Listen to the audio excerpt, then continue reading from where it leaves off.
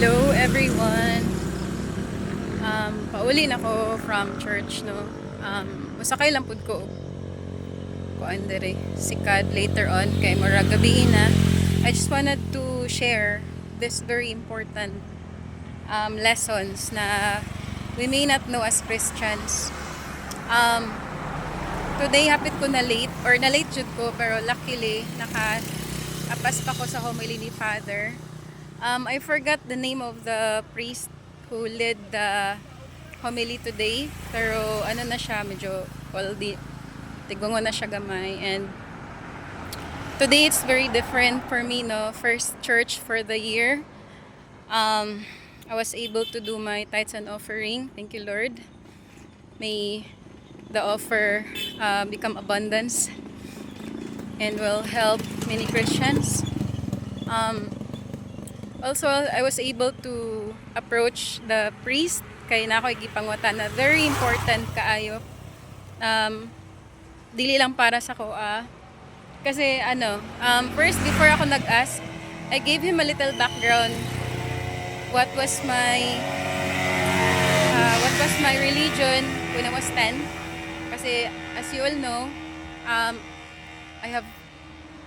I was born in Protestant religion. My father was a layman when I was 10. So, panon, I don't know if familiar mo ana. So, when I was 10, my father also died. So, pagkamatay sa akong father, nag-switch ko into Catholic kasi my mama is a Catholic. So, I give him a little background and I asked na, Father, is it true na I'm not allowed to do the Holy Communion? Yun kung maliit na guys, yung kinakain natin. Yung kalawat pa, sa Bisaya pa. So, I asked Father about that and sabi niya, yes, it is not rightful to take the Holy Communion. And I asked him, bakit man Father? Sabi ko sa kanya. So, sinabi niya na, to give me an explanation na it is because sin separates us from God. And because you have gravely sinned, you're not allowed to take the Holy Communion. So, paano man yan, Father? Sabi ko, ano man gawin ko, Father? Sabi niya, you have to do the sacrament of penance or sacrament of confessions para ma-clean ka sa yung grievous sin. And after ka ma-wash ng sins mo, you will be able to do the Holy Eucharist again. Though hindi ka man bawal magpunta ng church.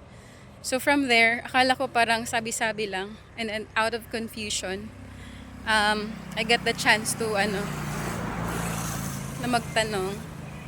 So, wait lang. So yun na nga guys, it feels so liberating, it feels so parang na-feel ko na I feel the freedom, siguro maybe not now, like not totally free, but because I gained that information, I gained that knowledge from the priest, para I felt guilty, no? Pero hindi talaga ako nag-take part sa Holy Communion, no? Kasi I really felt guilty. Sabi ko, Father, hindi pa man ako ready mag-confess. And the priest, si Father, talagang wala siyang judgment. Nag-smile lang siya sa akin. Sabi niya, whenever you're ready, come to me, sabi niya. And ayun, nag-bless ako ulit kay Father. And wala lang, I felt so relieved, no? So, yun lang guys, I have to end this video kasi medyo gabi na. Thank you for listening.